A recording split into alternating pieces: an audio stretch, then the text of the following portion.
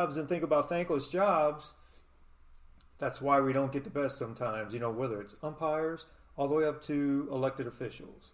No one wants to put up with the BS.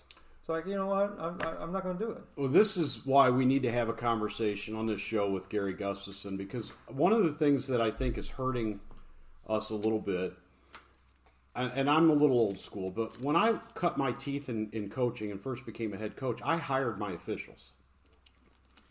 And I did that for a simple reason. I wanted the advantage, but I also hired guys that I trusted. Sure. I hired Tom Ritzheimer.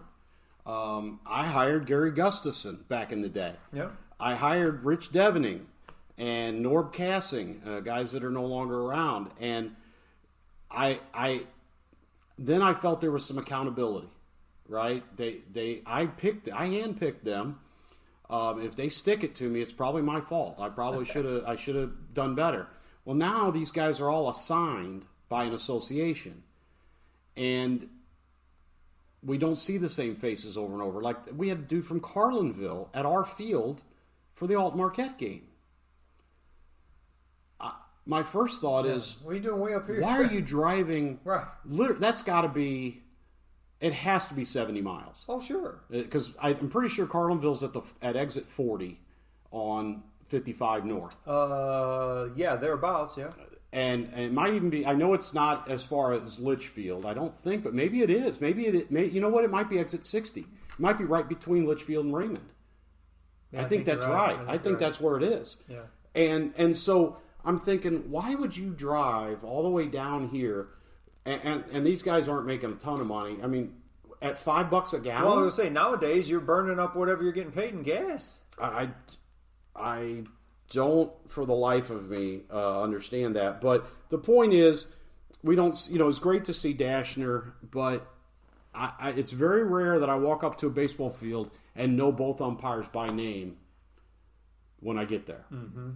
And now I may see the guy again in a couple weeks, but just seeing those same guys over and over again, I kind of liked the idea of guys hiring their own officials. I just like that. Yeah. And if it means when we go to Modern Day that we're going to get Modern Day friendly umpires, okay. Well, guess what? When you come to our place, you're going to get the same thing. And it doesn't mean I'm looking for cheating. I'm not saying that. But if a guy is a little more reluctant to punch a kid out, so be it. Who cares? It's one deal. I don't know. I don't like the way it's going. It doesn't help societally that's where we're at. I think that fan behavior is a problem for sure. And it's been a problem for a while. And it has been. And coaches' behavior is not great, mine notwithstanding. And we all have to do a better job, but I think we could do a better job if the game were being called better. Yeah. And unfortunately, or fortunately, however you want to look at it, umpires have to be out there. Referees have to be out there. Right.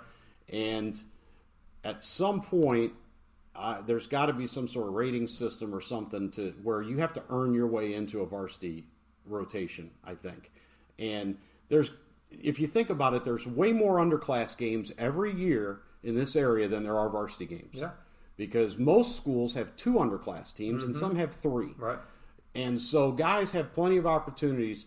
You can also work junior high in the fall and cut your teeth there. Right. You can work at these leagues, at these local leagues. At Freeburg has that SISBL. It's a great league with some really talented kids that come through there and good teams. Yeah. I actually had better relationships and knew some of the umpires when I coached in that league than now in high school. And it should be the other way around. There needs to be some sort of guideline to where you have had to spend a certain amount of innings or games or whatever the baseline is going to be at the junior high level, at the underclass level, like you said, before you ever step on a varsity field. You just can't. Without a doubt. You just can't pass your test and walk out on a varsity field. That's asinine. No, without a doubt. And now that I think about that, I'm thinking, speaking of them working multiple games, I think one of the 2 umpires we had at the Roxana Jerseyville doubleheader was the field umpire at Grant City, which is fine. Just saying. So these guys are getting plenty of opportunities to work. Now this week they aren't, right. But they are getting plenty of time to work. All right, let's move on. I do have to. I know people. I try not to do this much, but I do have to give some props to to a couple of performances on Monday for Jabot. It is not very often that you see a 7-inning ball game where 20 out of 21 kids strike out. And it could be for a couple of reasons. Your pitchers can be really on fire and awesome, and you could just be down, right? You could have and I think in the case of the New Athens game on Monday, you had a little bit of both. But the left-hander, who I'm really high on, Daniel Darren, struck out 16 in 5 2/3 and did not allow a hit, walked 3, and was fantastic. And then Hudson Blank, who's a sophomore, came in and struck out everybody he faced. So what a great game for them. And then Daniel Darren, the pitcher, also hit a home run to center field. And Jude Green, the senior, followed up with a home run. It was just good to see that. And I wanted to give those kids props because I couldn't do it that day. Well, Yeah. I was at the softball thing. game. Yeah, the thing. So congrats to those guys, and it's going to be a fun season. If you look at the scores, it does look like it's going to be kind of more of the same in the area. Edwardsville, I think, is 5-0 or 4-0 already.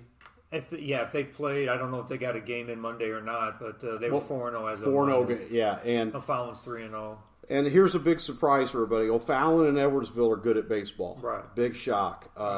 And yet, I think most eyes are going to be tuned to, I'm going to give you the dark horse out of that conference this year. It's going to be Bevel East. First of all, they have the number 1 pitcher in the state and one of the top pitchers in the country. Xander Meath missed all of last year with a fractured hip. Now he's a junior. And the other day in his game, I believe I don't remember who they were playing. It might have been Althoff, doesn't matter. He hit 95. Wow. He's a rangy, thin, skinny right-hander that just slings it. It's the arm whip. And it's the arm whip. And also, we're talking about a kid that has 1 year less miles on his arm than a lot of kids because he sat last year. And then you add COVID into that. His freshman year getting canceled. This is a kid that's got a lot of mileage left. Yeah. This is a late model unit. Bobby Brooks would say, "Hey, I got a late model right-hander here for you." 99% of the kids he's going to face aren't going to touch 95. No, and he combines it with devastating other pitches. Sure. He's just fun to watch. And he's not the only guy. They got another guy that touches 90 on their staff. They're going to be a real problem.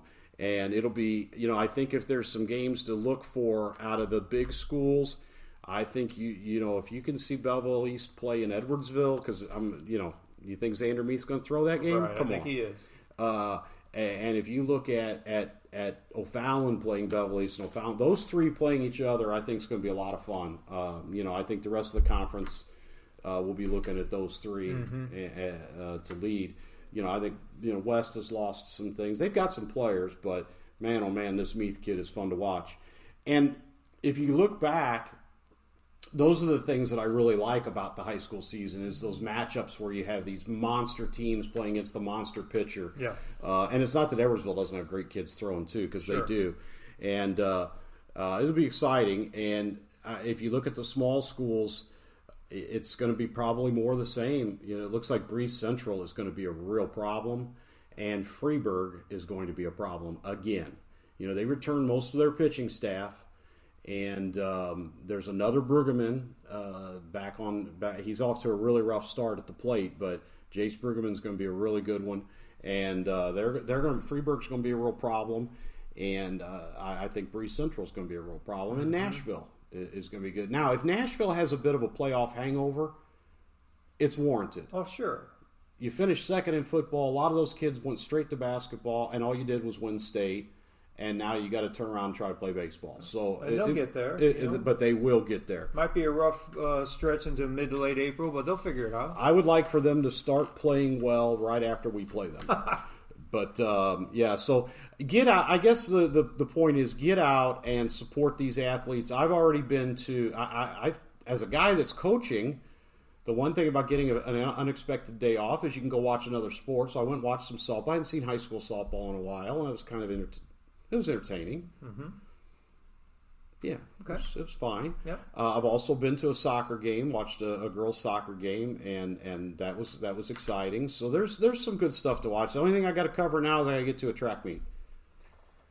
But those things, yeah, I mean, yeah, they're rough, and they're long, So I participated in the rough. I know, and it's At some point I'll try sitting around and waiting for Yeah, it's one or two. It's like going to Fairmount Park, right? Pretty much. But I'm hoping. I don't know if they still call it that, but is it still Fairmount Park? Okay. Yep. So get out and see some games. This weather is terrible, and it is one of the downsides to baseball. We got ramped up and played 5 games in 3 days. Yeah. Actually, yeah, 5 games. I'm sorry, 5 games in 5 days. And now we've been stuck indoors since Tuesday. And it looks like at least the long range forecast is more the same. You know, we're going to come out of this for a couple of days and more right back into it, and more temperature swings. Yeah, it is a nightmare for a pitching coach because we had all these plans and we had this schedule. Now the schedule's blown up, right? And you got to try to throw bullpens, which I don't like. As far as they're fine if we're outside throwing, but it's not the same. And so we've got a lot of stuff going on, but hopefully we'll break out of this and get some games in. I think we've got a pretty good chance of playing Friday afternoon. Our field drains pretty well, and if it'll shut down tomorrow morning like they say it's going to, and we got a good 36 hours to get it ready, I think we'll be good. And then we got a doubleheader Saturday. I don't know what Andy was thinking. We play doubleheaders every Saturday. I feel like I'm in the Montclair League, but it is what it is. So get out and see some games if you can. With the rest of the show, this would be a good time. If you don't like us talking about music, quit listening. We've already got your download money. Right. And you've listened to enough of the show that we're all going to get paid and our advertisers are going to be happy. But I'm sorry. Our experience Friday night, we if you didn't remember from last week, we went to see Tool. I know you remembered. I'm telling the folks out there in Radio Land. Or no. Download land on the high podcast land. Yeah. That we got to see Tool. About 17,000 other people. That's the first thing I was going to mention. The incredible crowd. Just not an empty seat in the joint, and not a mask in sight. No. And saw a couple kilts though. That was weird. We did see some kilts, and we could do an entire podcast on the people watching. There is we nothing. Should do that actually. And the one, and I remember saying to you on the way to the show that I have this terrible habit ever since I've had an iPhone. They take such good video that when we go to a big concert, I videotape as much of it as I can, and then I think we will look at it on the way home, and then it's nothing. So I specifically said I'm going to just sit down and soak this in, and I'm not videotaping anything.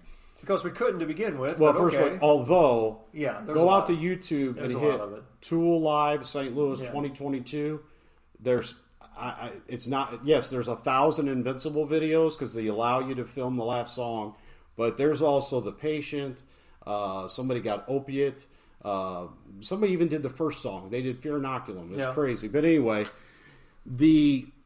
as I'm and I was going to post the video on Twitter, but as I'm videotaping the little bit of Invincible that I videoed, you can't help but notice the gal dancing three rows in front of us, losing her mind completely.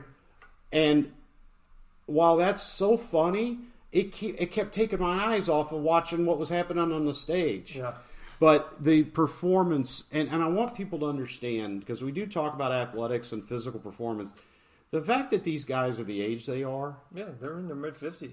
And doing the thing. And I realize what Adam Jones and Justin Chancellor do as the bass player and the guitar player. It's not like they're bouncing around like Eddie Van Halen did when he was in his 20s and stuff like that. But they're still playing for 2.5 hours, basically. Yeah. With a 15-minute break. And very demanding. We're talking about demanding songs.